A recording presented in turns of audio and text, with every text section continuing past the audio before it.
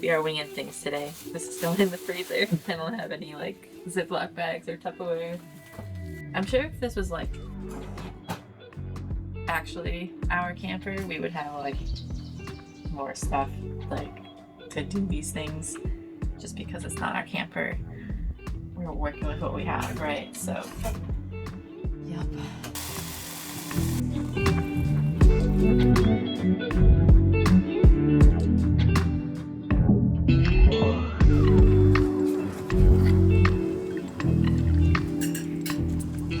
I don't think I can lock those.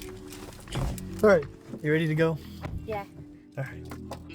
Where are we going? I think we're gonna try to go to a garden.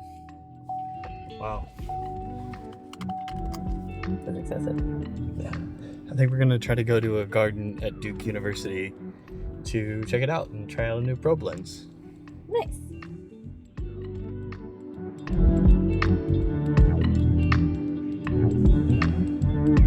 All right, so we made it to the Sarah P. Duke Gardens at Duke University. It does look like there's a huge event going on. Maybe not at the gardens, but next to the gardens. So I didn't know about it, so we'll see how busy and packed the gardens are. Not really sure where we go in, but I have a feeling these moms over here with the kid are, oh, looks like they're going into the garden that way. So maybe we follow them. Okay. And just go on in that way.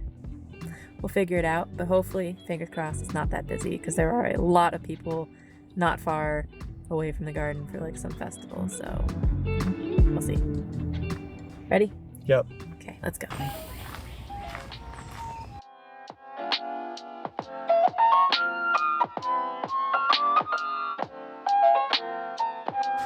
All right, so I'm gonna try the probe lens for a little bit here. So you might see a lot of like a montage of probe lens shots, but we're in the Discovery Garden here. So this is gonna have a bunch of unique plants. I think it's mostly desert plants, but I think we're gonna keep walking through and see what else we can find. But enjoy the probe lens shots, even if they are a little shaky. I didn't bring a tripod and I probably should have.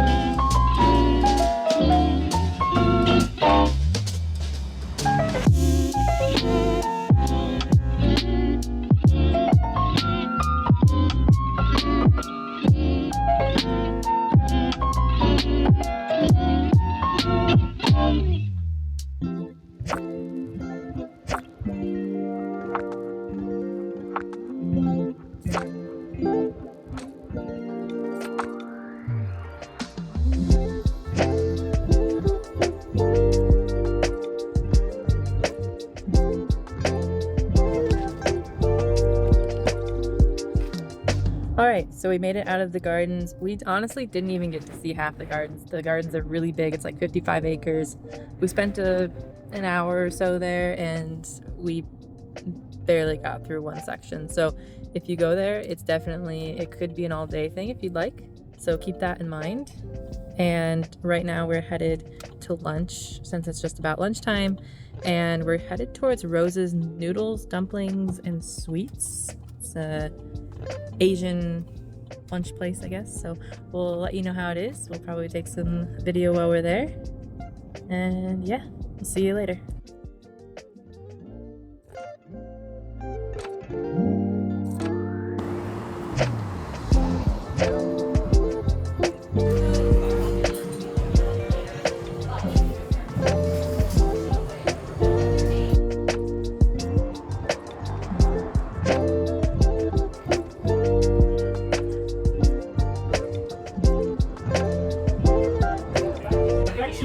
Love my noodles. It's good.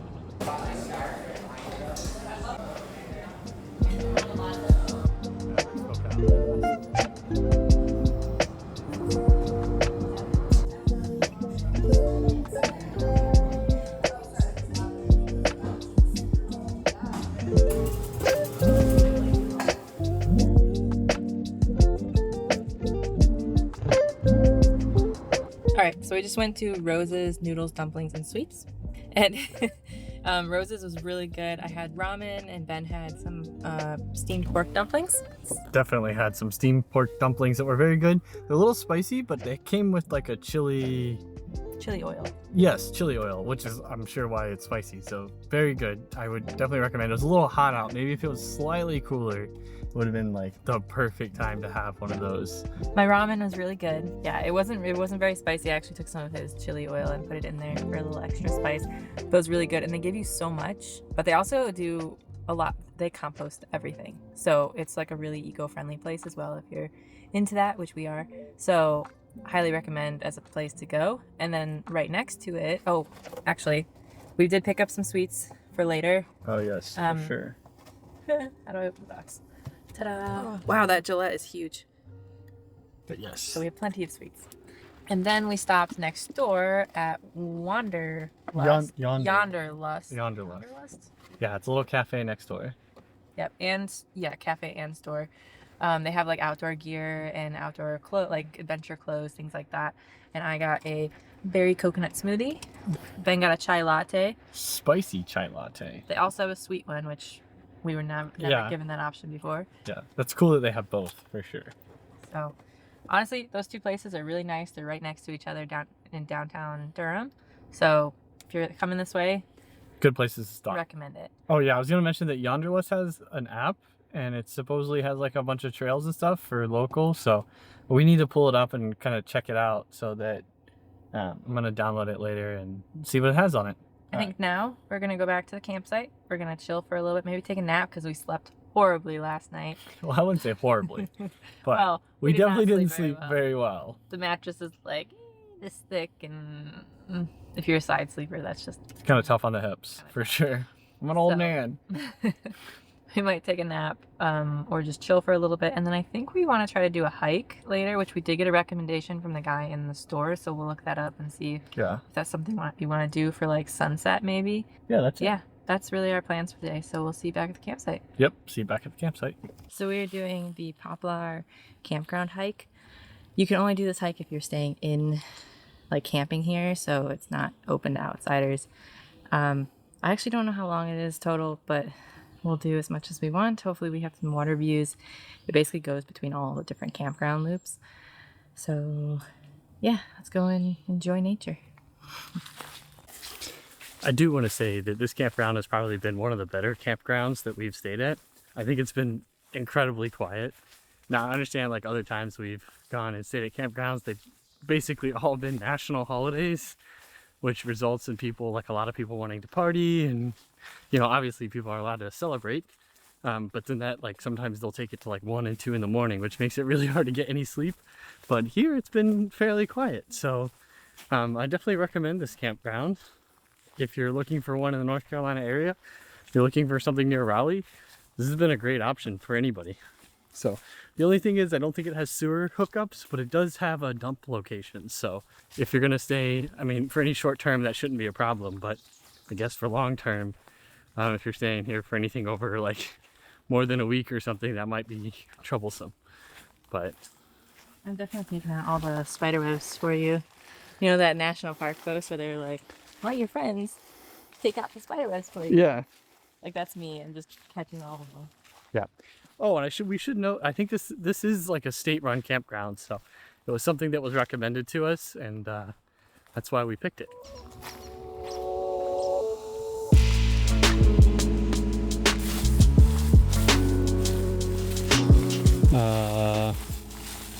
Random shack in the middle of nowhere. Is that a no? I don't know. I think I'm good.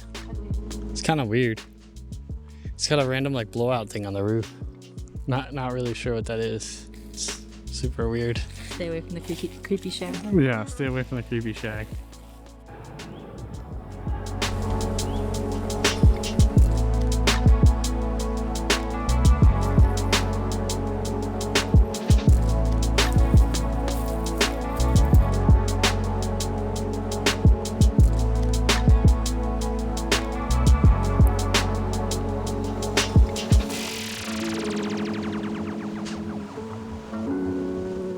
So we have been trying out the probe lens on a few things, and so we'll like intersperse some of the footage of that. I think I'm gonna give a full review later with the probe lens. I only rented it, I didn't buy it. I wasn't really sure that I would use it that much.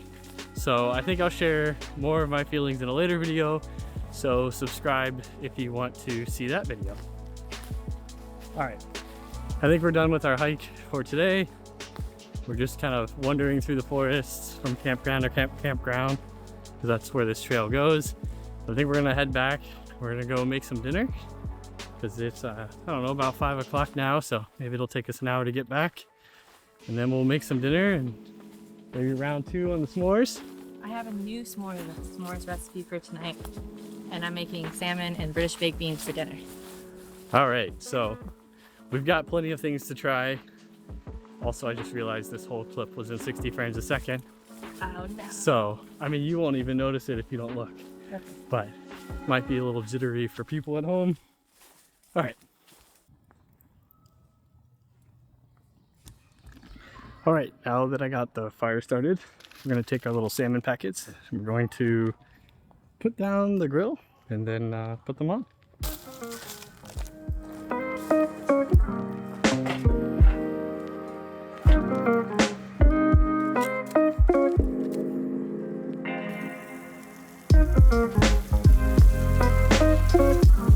Nice and cooked.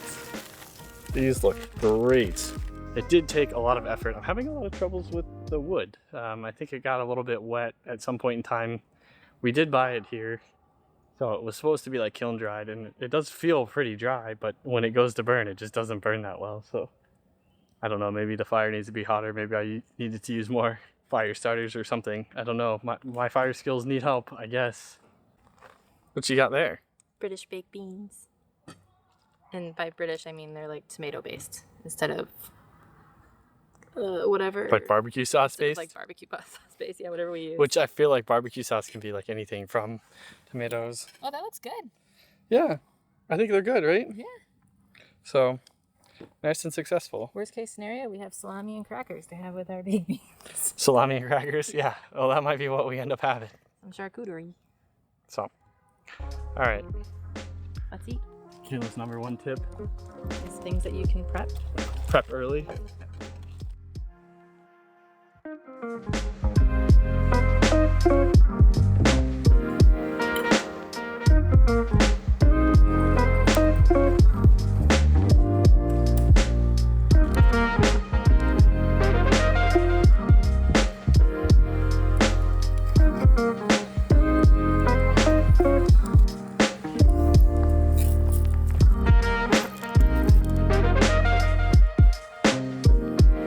And that. Actually really good. It's really good. The ice cream, the chocolate, and the s'more. Yeah, it's really interesting. I don't think I've ever had a s'mores where there's like a cold component.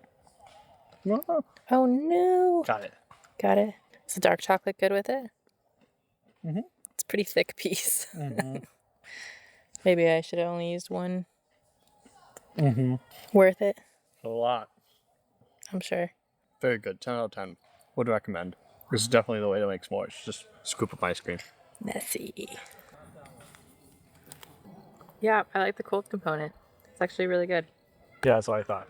The dark chocolate's a little thick, but it was really our only option for fair trade chocolate in the grocery store. All the other ones were not fair trade. And we're sticklers, so.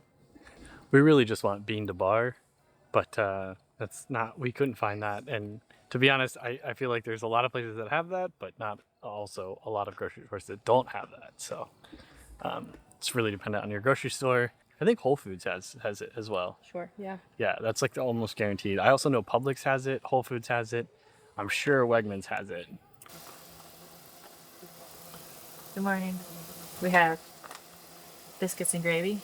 Trying out another dehydrated meal. Thought it would be simple for the day we're leaving. Biscuits are still kind of hard, so maybe I didn't put enough water in them or something, but we'll give it a try.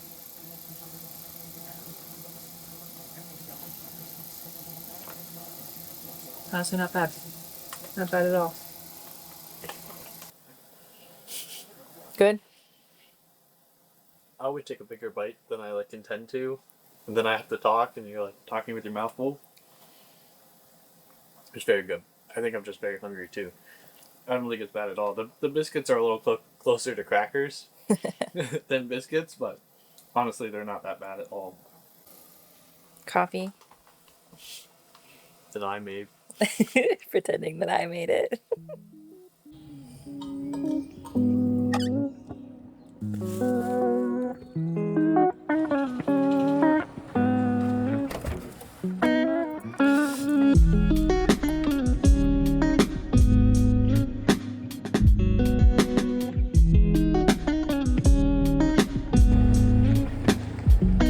Gotta empty the gray tanks and the black waste, so I didn't bring gloves, which is probably a mistake, but I do have extra trash bags, so And they're compostable. yeah, so I'm gonna try to keep my hands clean as much as I can. I think it goes this way. We gonna learn. Yep, we are.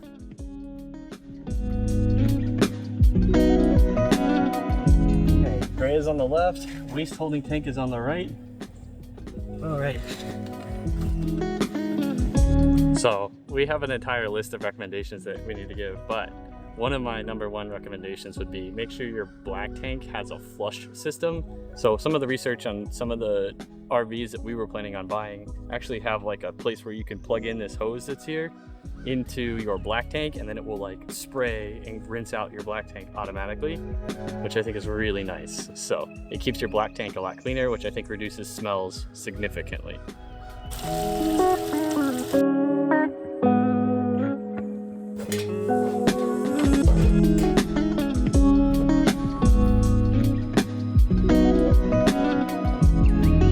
All right, I think that's it for us. We dropped off the camper and we're headed home.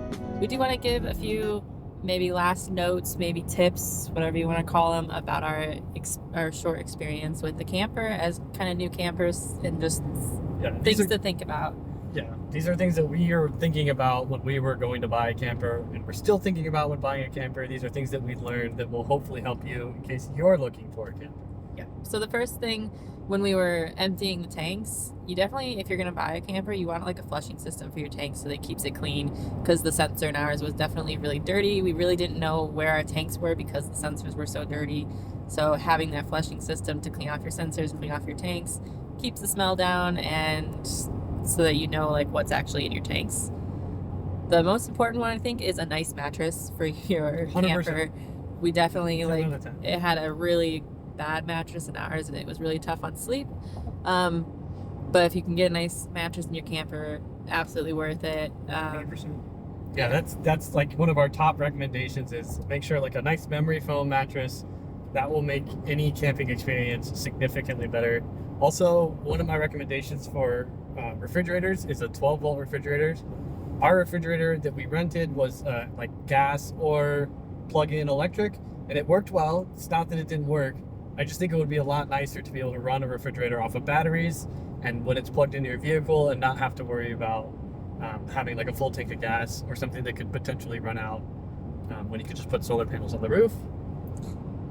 Yep. And the next one is the air conditioner. If you're going to buy a camper, make sure you test out the air conditioner, see how loud it is, things like that. I know the Airstreams have like ducting, so they're going to be quieter, but obviously that's out of price range for most people. This one had a really loud air conditioner. Even on the lowest setting, it was really, really loud, but it does drown out the noise from the outside. So there are pros and cons to it. It did work, but It worked very well, yes. Yeah, but it was just really loud. So think about that.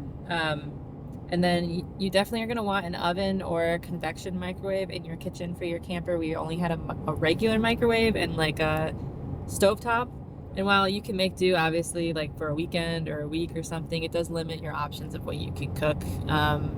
We did bring cookies to kind of try to bake them, but unfortunately there was no like. I thought it might be a convection microwave. It was not. So if you're going to be anywhere for more than like 3 or 4 days and you want like an actual home cooked meal, it's kind of hard to do if you don't have like an oven or something that actually like kind of like oven cooks a meal. Cookies are an important part of Ben's diet, so Yes. we would need an oven. For sure. Or like a pizza if you just want to make a pizza or something. Yeah.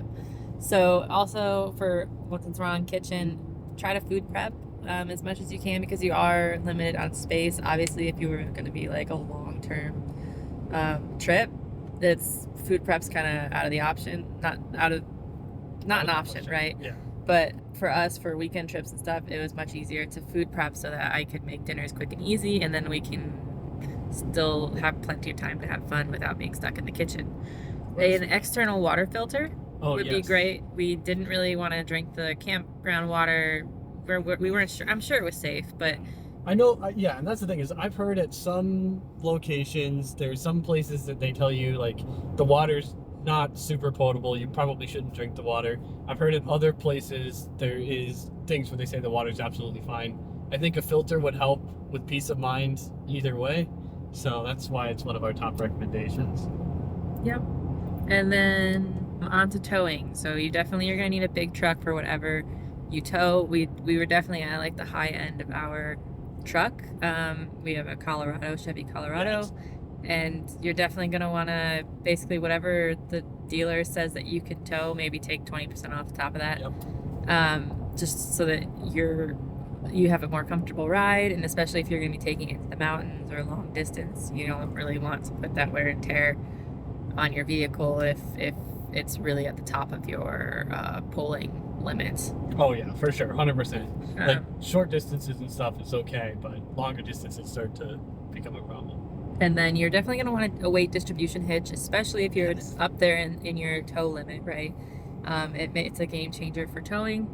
And then tow mirrors and a back camera, because honestly, you're kind of blind once you have that camper on the back. So tow mirrors so that you can see your sides, and then a backup camera it's kind of a luxury. It's not a necessity, but it's a luxury, especially if you're solo camping and you want to back into the camp spot by yourself. I imagine it would be very helpful. I think if you have a bigger truck, and so the Colorado's kind of like a more narrow truck, which probably makes the mirrors a little bit closer in, but if you probably have something that's more like an F-150 or like a little bit larger, the mirrors probably stick out, so maybe it's not as like a big a need for that. But for something like a smaller truck or a smaller SUV, you definitely want like a tow mirror so you can kind of see around the vehicle. I have like a little thing in the corner here that kind of helps, but it's definitely not something that, like, if I were to do this more full time, I would definitely buy tow mirrors. I think that's it. I'm sure Yeah. we'd come up with more stuff, but that's our big ones for now. And we had fun this weekend, and it was a good experience. Especially, it'll help us decide if we want or don't want to buy a camper. And I think we want to test out some other types of campers. So we might have some more videos in the future, probably not right away, but in the future, testing out different types of campers, maybe camper vans, maybe Class Cs, Class As. We'll figure it out. But And now that we figured out we can rent them, I think that's a game changer. You know, because it used to be in the past, you kind of either had to like, it was like all or nothing. You either bought a camper and decided you loved it or hated it. But now that you can rent them, I think, you know, that's a complete game changer. And anybody who's looking at campers or thinking about buying campers, you should probably try and rent first and see what you like. You may not be able to get the exact model that you want, but hopefully you'll be able to kind of get an idea of like what it will take, and if you actually enjoy the process of camping or not. So that was a recommendation given to me, and I will pass it on here. we are coming up on our exit, so I'm going to end it here. And we hope you enjoyed this video. If you did, please like and subscribe. We have a bunch more adventures coming up, especially we definitely have some international travel coming up. So stay tuned for that. And yeah, if you haven't subscribed already, please subscribe, and we'll see you on the next one.